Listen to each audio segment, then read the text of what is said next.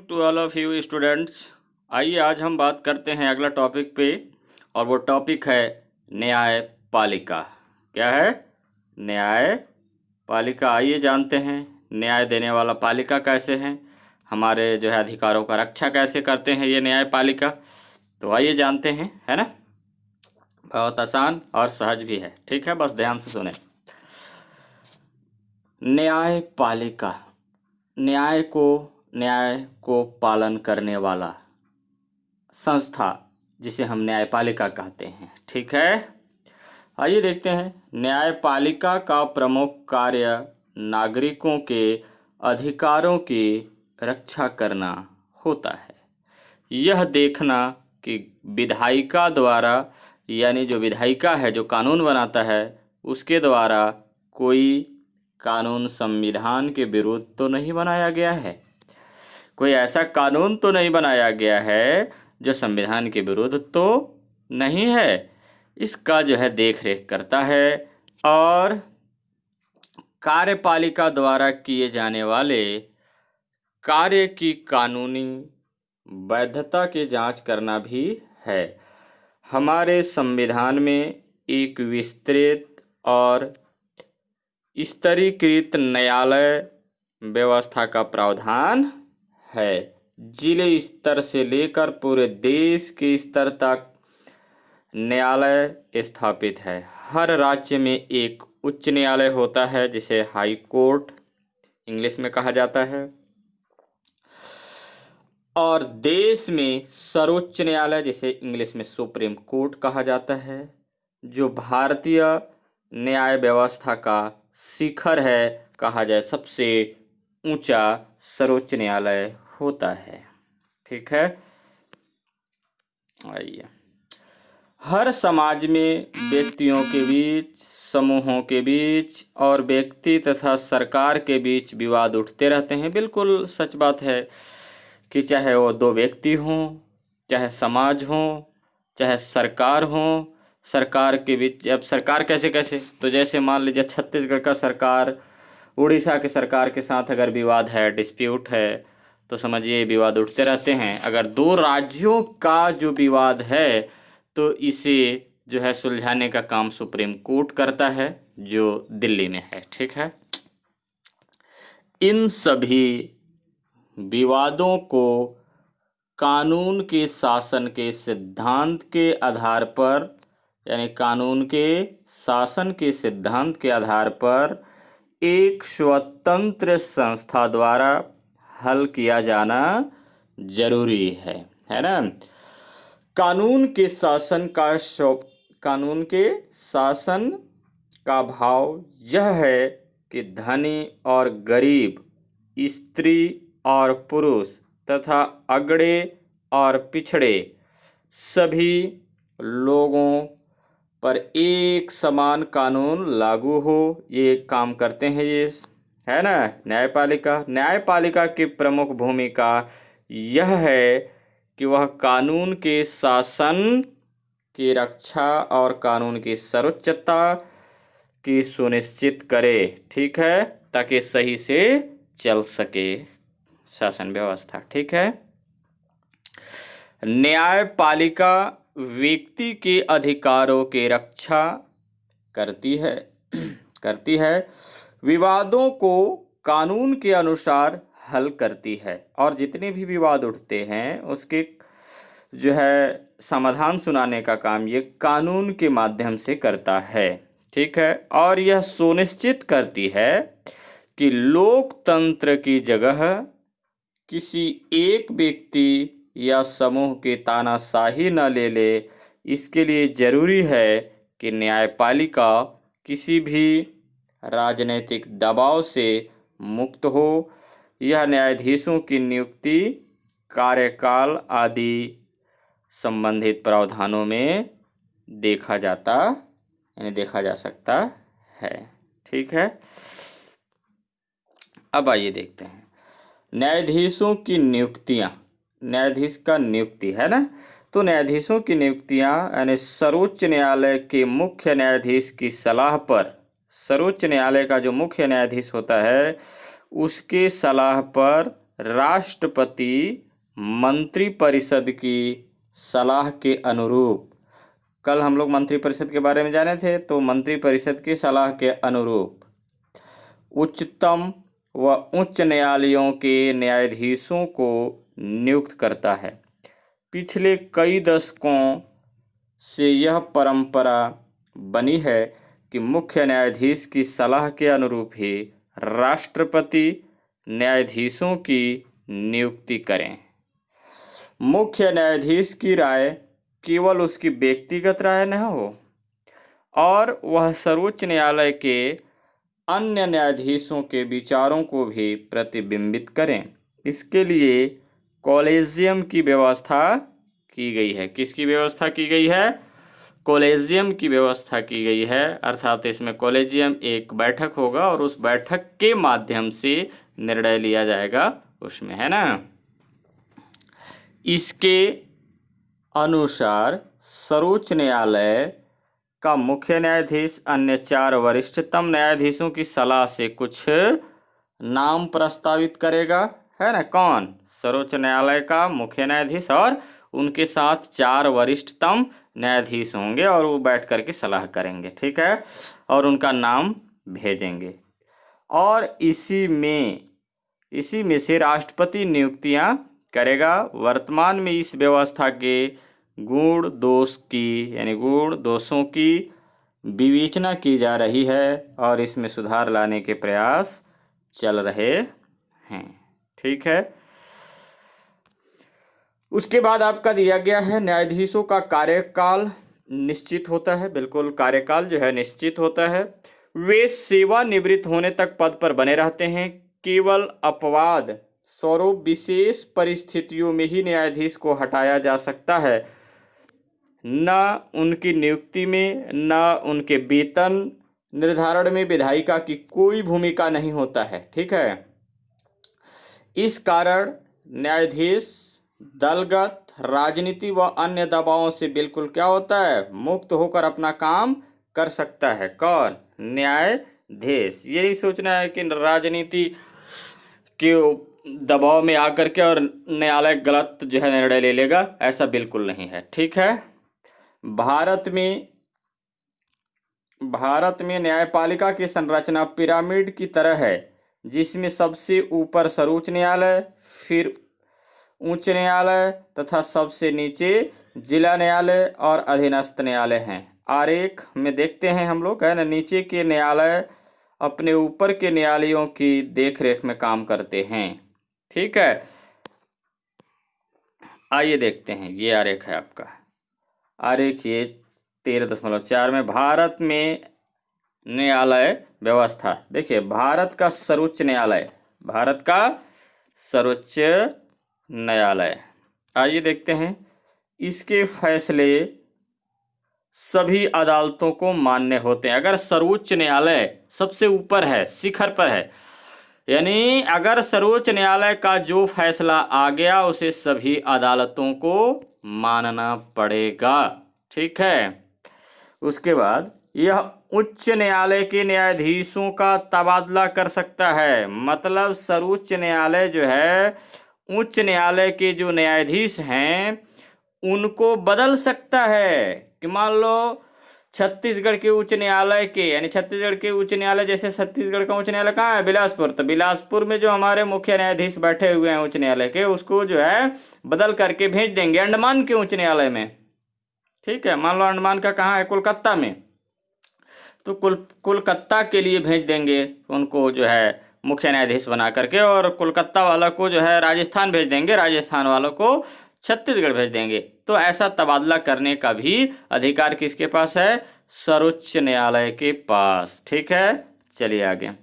यह किसी अदालत का मुकदमा अपने पास मंगवा सकता है। अब देखिए, यह किसी भी अदालत, इसके नीचे जितने अदालत हैं, किसी भी मुकदमा का जो है अपने पास मंगवा सकता है, मुकदमा को अपने पास मंगवा सकता है। जैसे मान लीजिए हाई कोर्ट में कोई मामला चल रहा है और वो जो है विवादित है और नहीं सुलझ पा रहा है, तो वो अपने पास चाहे तो मंगवा सकता है, ठीक है।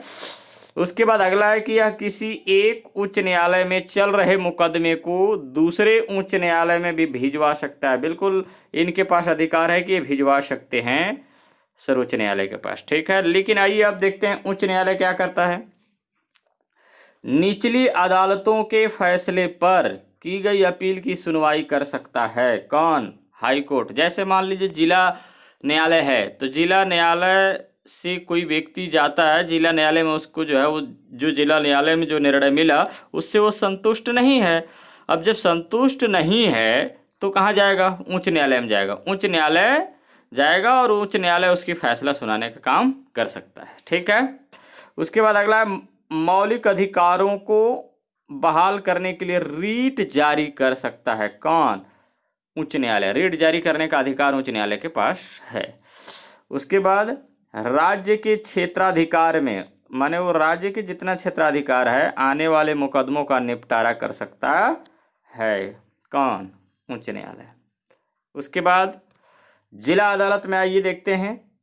जिले में दायर मुकदमों की सुनवाई करता है जिला अदालत, है ना। निचली अदालतों के फैसले पर भी, यानी पर की गई अपील की सुनवाई करती है जिला अदालत। गंभीर किस्म के आपराधिक मामलों पर फैसला देती है। उसके बाद अधीनस्थ न्यायालय फौजदारी और दीवानी के मुकदमों पर विचार करती है ये, ठीक है। जैसे तहसील में होता है ना, तो एक छोटा छोटा कोर्ट होते हैं वहाँ पे ब्लॉक लेवल पर, और वो लोग जो है अपना जो है न्याय सुनाते हैं, ठीक है। तो इस तरह से आपका अधीनस्थ न्यायालय का हो गया, ठीक है। आइए आगे देखते हैं। भारत का सर्वोच्च न्यायालय, ध्यान देने की बात है यहाँ से। और भारत का सर्वोच्च न्यायालय हमारे संविधान में सर्वोच्च न्यायालय का विशेष स्थान है। आरेख 13.4 में आपने देखा, यानी देख सकते हैं कि वह न्यायपालिका की सर्वोच्च संस्था होने के नाते किसी भी न्यायालय को निर्देश दे सकता है और उनके निर्णयों को पलट सकता है। उसके निर्णयों का दर्जा कानून के समक्ष होता है। सर्वोच्च न्यायालय के कुछ प्रमुख काम इस प्रकार हैं, एकदम प्रमुख काम। ये काम आपको एकदम रट जाना चाहिए, याद होने चाहिए, है ना। चलिए देखते हैं कौन सा काम है। पहला काम इनका है दीवानी फौजदारी। अब आपको लगेगा ये दीवानी फौजदारी क्या होता है? दीवानी मामला, जैसे मान लीजिए दीवानी फौजदारी मामला, जैसे खेत से संबंधित लड़ाई झगड़ा है, ये सब दीवानी और फौजदारी मामला है, ठीक है। तथा संवैधानिक सवालों से जुड़े अधीनस्थ न्यायालयों की मुकदमों की अपील पर सुनवाई करना इनका काम है। दूसरा काम है संघ और राज्यों के बीच, संघ और राज्यों के बीच कहने का मतलब केंद्र शासित प्रदेश और राज्यों के बीच तथा विभिन्न राज्यों के आपसी विवादों का निपटारा करना सर्वोच्च न्यायालय का काम है। तीसरा है जनहित के मामलों, यानी जनता के हित के मामलों तथा कानून के मसले पर राष्ट्रपति को सलाह देना, ये काम करते हैं। अगला है व्यक्ति के मालिक अधिकारों की रक्षा के लिए, मौलिक अधिकार, है ना, व्यक्ति के मौलिक अधिकारों की रक्षा के लिए याचिका सुनकर आदेश जारी करना, ठीक है। ये काम इनका 4 प्रमुख कार्य हैं और ये चारों का चारों आपको याद होने चाहिए। एकदम डायरेक्ट पूछा जाता है कि सर्वोच्च न्यायालय के प्रमुख कार्यों को बताइए कौन कौन से हैं, ठीक है। तो आप 4 कार्य बताएंगे, 3 नंबर आपको मिल जाएंगे। इस प्रकार हम देख सकते हैं कि नागरिकों के लोकतांत्रिक अधिकारों की रक्षा करने में, कानून की सर्वोच्चता बनाए रखने में तथा राज्य के क्रियाकलापों को संविधान के मर्यादाओं के अंदर बनाए रखने में संपूर्ण न्याय तंत्र और विशेषकर सर्वोच्च न्यायालय की अति महत्वपूर्ण भूमिका होता है, ठीक है। तो आपको होमवर्क मिलता है, सर्वोच्च यानी भारत का सर्वोच्च न्यायालय के प्रमुख कार्य कौन कौन से हैं स्पष्ट कीजिए। और एक काम है आपका भारत में न्याय व्यवस्था कौन कौन से हैं, ये आपको भारत की न्याय व्यवस्था जो संरचना में दिया हुआ है, इस व्यवस्था को भी लिख करके स्पष्ट करके आपको जो है व्हाट्सएप करने हैं। ठीक है, बहुत सुंदर लिखना है, अच्छे से लिखना है, राइटिंग भी आपको सुधार करने हैं। ऐसा नहीं है कि फॉर्मेलिटी निभा रहे हैं, है ना। पढ़ाई लिखाई के साथ जो है गद्दारी नहीं करना चाहिए। ठीक है, पढ़ाई लिखाई बहुत अच्छा काम है और इसको मजाक में नहीं करना है ना। चलिए आगे, अब आगे हम लोग बढ़ते हैं और देखते हैं जो निर्वाचन आयोग है ये निर्वाचन कैसे करता है, चुनाव कैसे कराता है, ये इसके बारे में हम लोग पता करते हैं। आइए जानते हैं निर्वाचन आयोग के बारे में। हमारी लोकतांत्रिक प्रणाली में निर्वाचन या चुनाव बहुत महत्वपूर्ण है। सांसदों और विधायकों के अलावा राष्ट्रपति, उपराष्ट्रपति, राज्यसभा के सदस्यों का निर्वाचन किया जाता है। इनके निर्वाचन की व्यवस्था निर्वाचन आयोग करता है, जिसका प्रावधान संविधान में किया गया है। निर्वाचन आयोग में मुख्य निर्वाचन आयुक्त सहित 3 सदस्य होते हैं। ठीक है, एक मुख्य निर्वाचन आयुक्त होता है और 2 अन्य सदस्य होते हैं उनके साथ। ठीक है, तो कुल मिलाकर के कितने सदस्य होते हैं? 3। इनकी नियुक्ति प्रधानमंत्री की अनुशंसा पर राष्ट्रपति द्वारा की जाती है। निर्वाचन आयोग निष्पक्ष चुनाव कराए जाने यानी चुनाव कराए, इसके लिए उसे विशेष अधिकार भी दिए जाते हैं। किसको? निर्वाचन आयोग को। ठीक है, ताकि निष्पक्ष रूप से चुनाव कराया जा सके। प्रत्येक राज्य का भी एक निर्वाचन आयोग होता है, हर राज्य में एक निर्वाचन आयोग होगा।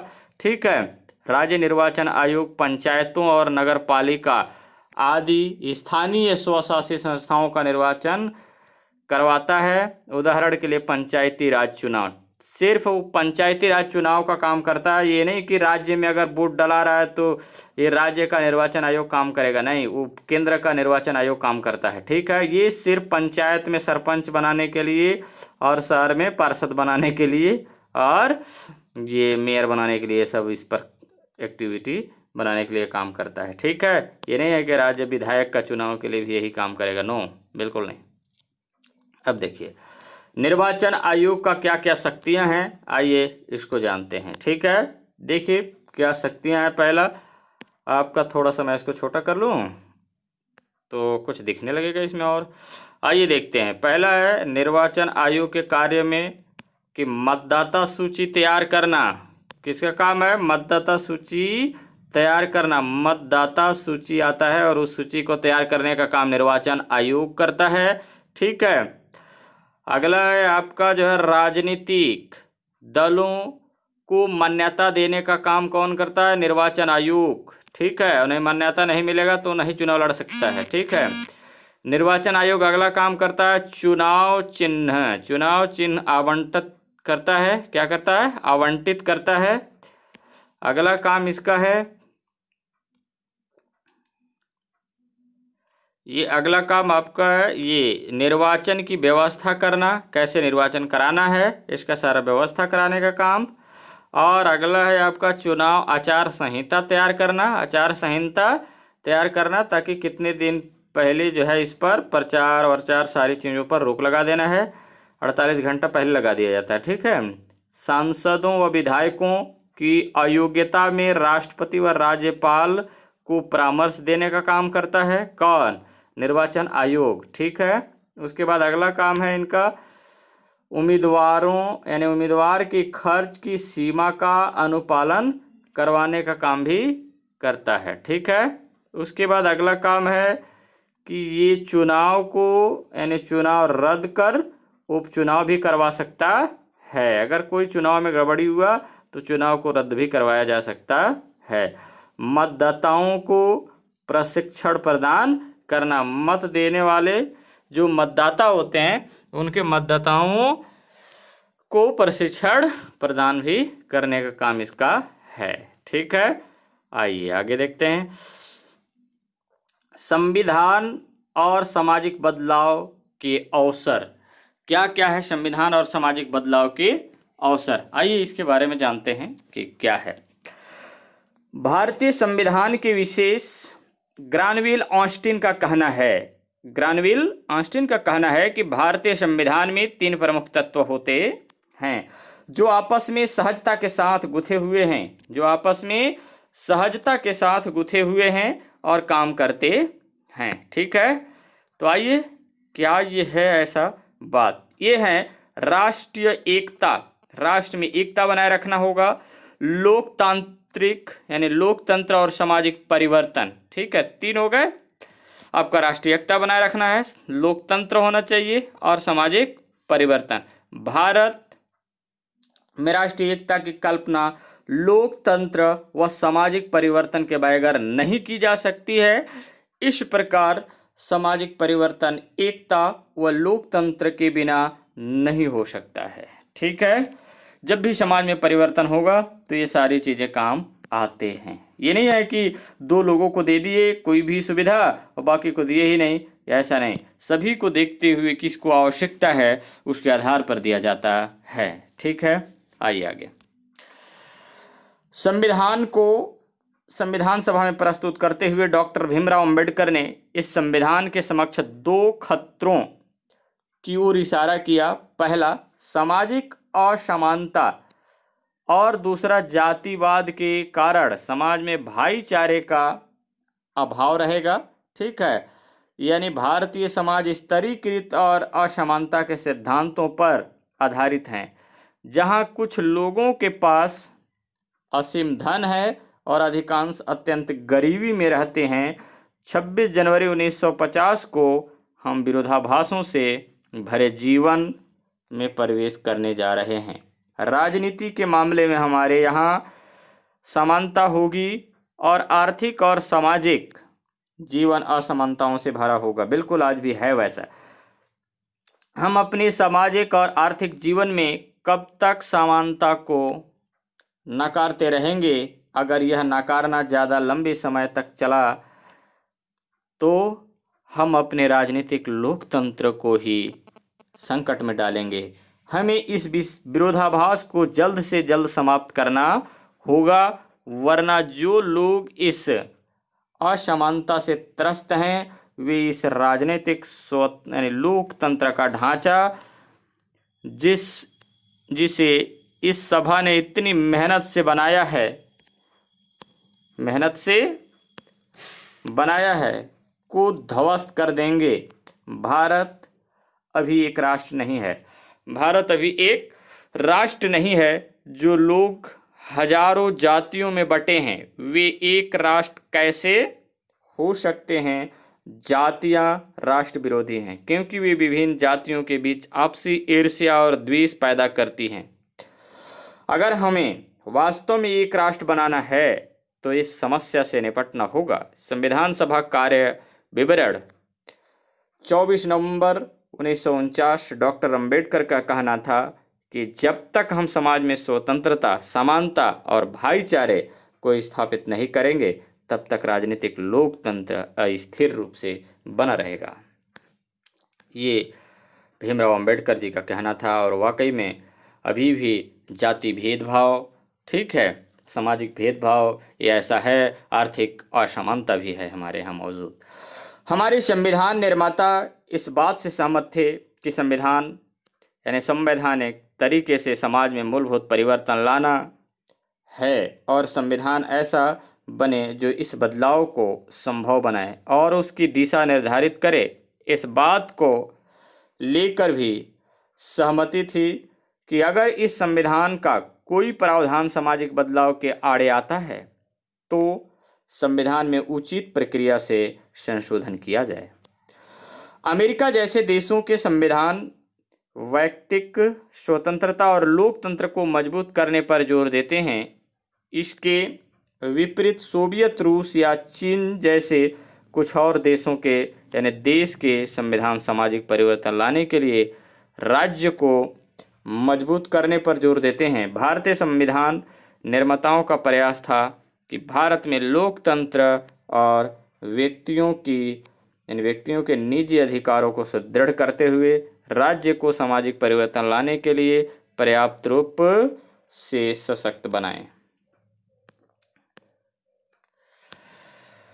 संविधान निर्माताओं की कल्पना में भारतीय राज्य केवल कानून व्यवस्था बनाए रखने का काम नहीं करेगा, मगर सदियों से चले आ रहे भेदभावों व असमानताओं को मिटाने तथा 200 वर्ष की औपनिवेशिक शासन से पिछड़ी अर्थव्यवस्था को सुधारने का जिम्मा उठाएगा। इस उद्देश्य को सुनिश्चित करने के लिए संविधान में मौलिक अधिकार की विस्तृत सूची अंकित है और साथ ही उसमें एक अनूठा अध्याय जोड़ा गया जिसे राज्य के मार्गदर्शक तत्व कहते हैं, यानी जिसे हम राज्य के नीति निर्देशक तत्व कहते हैं। ठीक है।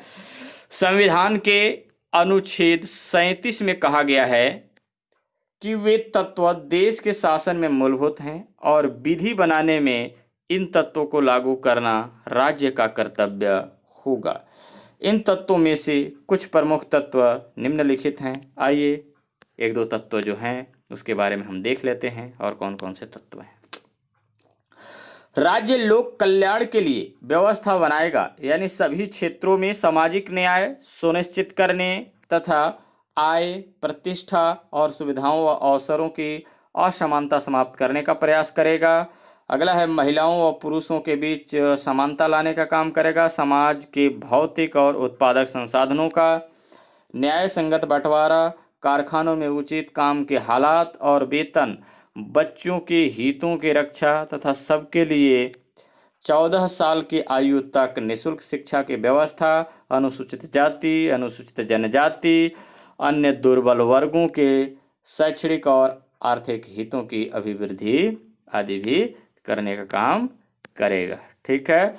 अगला ये सामाजिक बदलाव के लिए संविधान में संशोधन। सामाजिक बदलाव के लिए संविधान में संशोधन, यानी संविधान बनाते समय यह स्पष्ट किया गया कि नागरिकों के मौलिक अधिकार असीम नहीं होंगे और राष्ट्रीय की व्यापक जरूरतों को ध्यान में रखते हुए राज्य मौलिक अधिकारों को नियंत्रित कर सकता है। लेकिन संविधान के बनते ही समाज के वे लोग जो सामाजिक बदलाव के विरुद्ध थे, उन्होंने न्यायालयों की शरण ली। कुछ लोगों को अनुसूचित जातियों के लिए किए गए विशेष कानूनों से तो अन्य को जिम्मेदारी प्रथा उन्मूलन से परेशानी थी।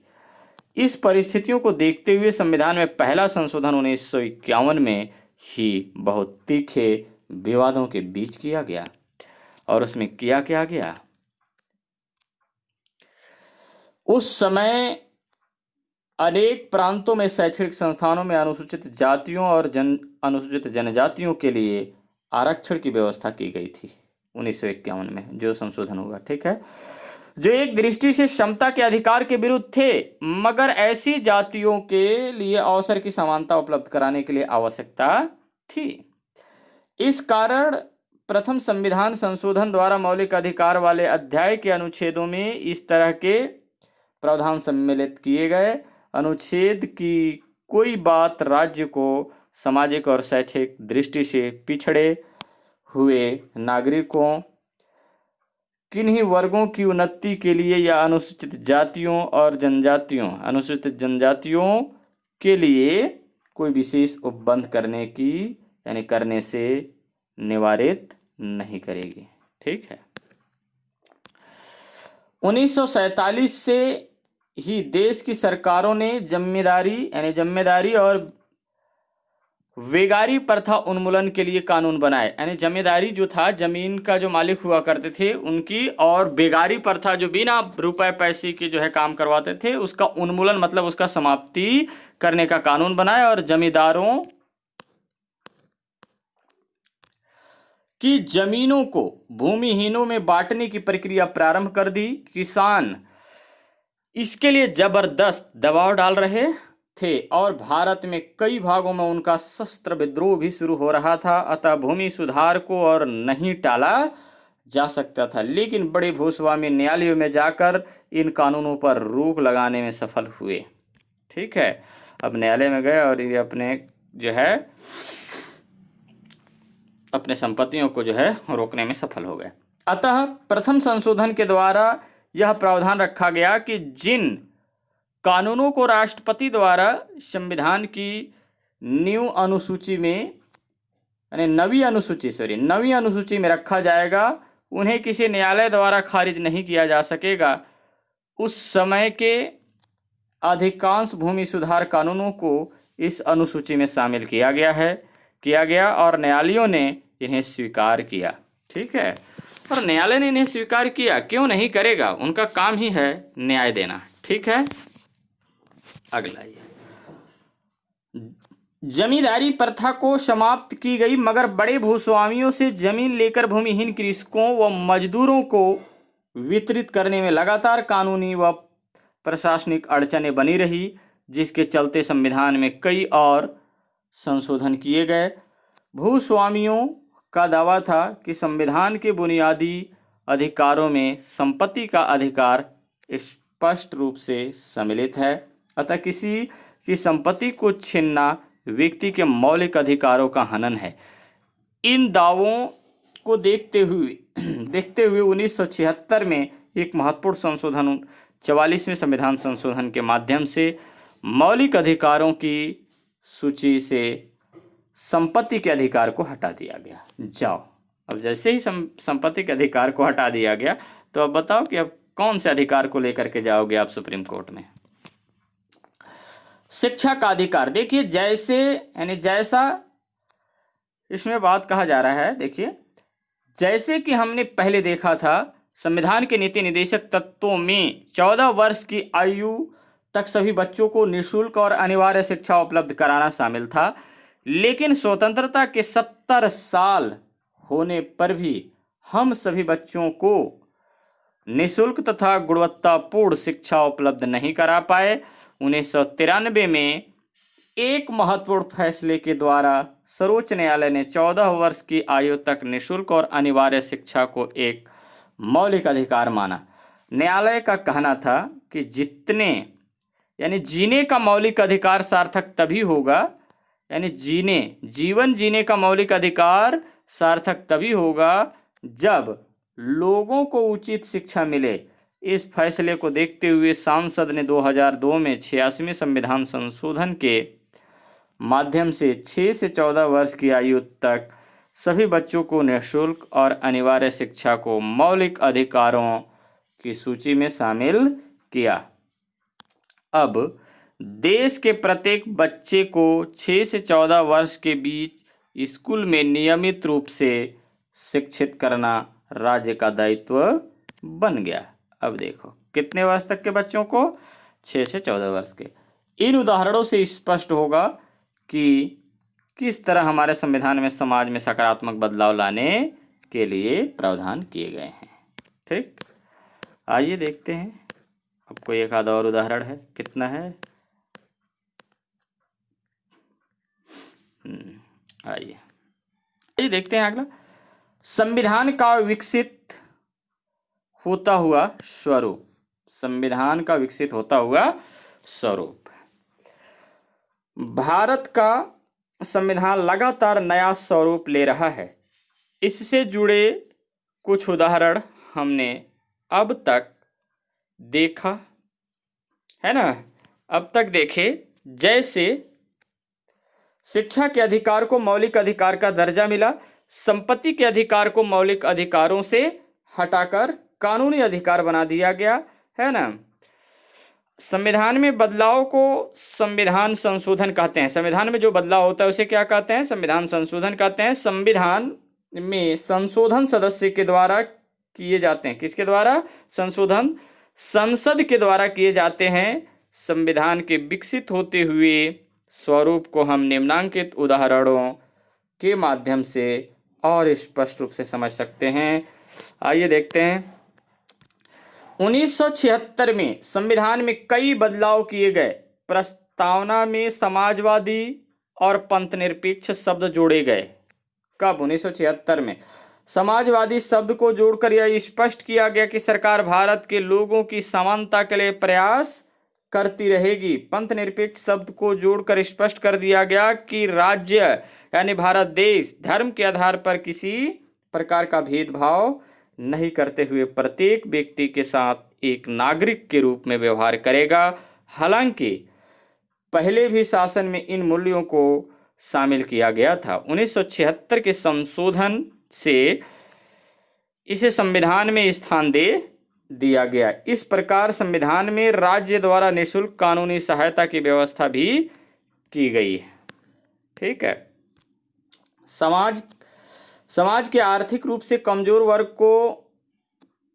वर्ग जो न्यायालय तक नहीं जा पाते थे, वे आज इसी बदलाव के कारण न्याय के हकदार हो गए हैं, क्योंकि उन्हें निःशुल्क कानूनी सहायता उपलब्ध करवाने की जिम्मेदारी अब सरकार ने ले ली। इस प्रकार मजदूरों को शोषण मुक्त करने और सामाजिक न्याय प्रदान करने के लिए कारखानों के प्रबंधन में मजदूरों की भागीदारी सुनिश्चित करने की दिशा में एक क्रांतिकारी कदम रहा है। इस प्रकार 1992 में संविधान में एक और बदलाव किए गए। अब तक संविधान में शक्तियों का वितरण केंद्र और राज्यों के ही स्तर पर था। ठीक है, ये हम लोग पहले भी जान चुके हैं। लेकिन जब ये आगे मामला बढ़ा और इसमें आया कि 73वें और 74वें संविधान संशोधन द्वारा शक्तियों के वितरण के तीसरे स्तर की व्यवस्था की गई। ग्रामीण स्थानीय शासन के लिए पंचायती राज व्यवस्था और शहरी स्थानीय शासन के लिए शहरी निकायों की व्यवस्था की गई। इनके बारे में हम विस्तार से पिछली कक्षा में पढ़कर आए हैं। बिल्कुल 9th में भी इस पर बात हुआ था। इस परिवर्तन के परिणाम स्वरूप अब प्रत्येक गांव और शहर में लोगों की भागीदारी शासन में बढ़ गई है। समाज के विभिन्न वर्गों, अनुसूचित जाति, अनुसूचित जनजाति और महिलाओं को इन संस्थाओं में आरक्षण के माध्यम से आगे आने का अवसर भी इस बदलाव से बढ़ा है। अतः यह कहा जा सकता है कि भारत के संविधान का स्वरूप विकसित हो रहा है। किसी भी समाज की दशा और दिशा का निर्धारक उसका संविधान होता है। विशेष रूप से लोकतांत्रिक समाजों में संविधान की भूमिका और भी महत्वपूर्ण हो जाती है। जैसा कि हमने पढ़ा कि संविधान के बनने के बाद से आज तक संविधान में कई बदलाव हुए हैं। हमने पिछले अध्याय में प्रस्तावना में पढ़ा था कि हमारे संविधान ने किस प्रकार समाज की रचना का उद्देश्य रखा है। संविधान में हुए बदलाव इन्हीं उद्देश्यों की तरफ बढ़ने के लिए किए गए हैं। साथ ही समाज की बदलती ज़रूरतों के लिए भी संविधान में बदलाव की ज़रूरत पड़ती है। 1989 में मताधिकार की आयु कितना था? 21 वर्ष से घटाकर 18 वर्ष की गई। कब? 1989 में। ठीक है, ध्यान रखना, ये परीक्षा में पूछे जाते हैं। लेकिन न्यायपूर्ण समतायुक्त समाज की रचना के लिए सभी नागरिकों को एक सक्रिय नागरिक के रूप में अपना योगदान देना होगा। ठीक है, तो इस तरह से आपका ये समाप्त हो गया। लेकिन आप क्वेश्चन जो है ये लीजिए, संविधान का विकसित होता हुआ स्वरूप के बारे में स्पष्ट कीजिए। ठीक है, अगला आपका क्वेश्चन होगा, ये यहाँ पे है ना। तो ये आपका जो है कुछ प्रमुख तत्व हैं। ये प्रमुख तत्वों को कहाँ से इसका शुरू हुआ था ये देख लिया जाए, है ना। ये देखिए, संविधान और समाज बदलाव के अवसर कौन कौन से हैं स्पष्ट कीजिए। इसमें पढ़िए आप अच्छे से और लिख लीजिए। उसके बाद अगला क्वेश्चन है, निर्वाचन आयोग के कार्यों को स्पष्ट कीजिए। ठीक है, बस चलिए, तो आज के लिए बस इतना ही। बाकी हम अगले दिन फिर से बात करेंगे। धन्यवाद। ठीक है।